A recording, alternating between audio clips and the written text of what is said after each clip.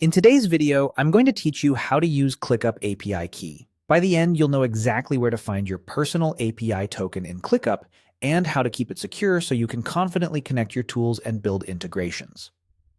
First, open your browser and go to the ClickUp website, then sign into your account. Make sure you're logged into the account that has access to the workspaces and data you plan to work with. The API key you generate is tied to your user, so it will reflect the permissions your account already has. Once you're in, look to the top right corner of the interface and click your profile icon. This opens your user menu, which is where ClickUp keeps your personal preferences, notifications, and developer options. If you have multiple profiles or workspaces, confirm you're on the one you intend to use before moving on. Next, choose Settings from that menu. You'll land on a page dedicated to your account configuration. This is where we'll access the developer area for API-related features. Inside Settings, find and click the section labeled ClickUp API. This page provides a quick doorway to developer tools and documentation. Think of it as your control center for anything programmatic you want to do with ClickUp. Now head into the API Tokens area. This is the place specifically for generating and managing your personal token. Treat this token like a password.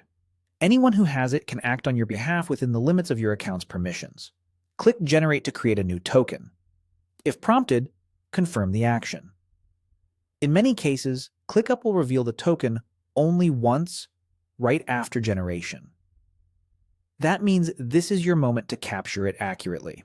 If you've created tokens before, you may see a list, but always prefer generating a fresh one when starting a new integration to keep access organized.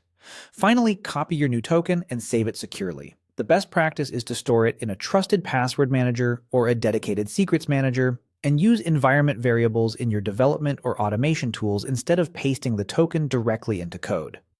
Never share your token publicly, avoid screenshots that expose it, and don't commit it to version control.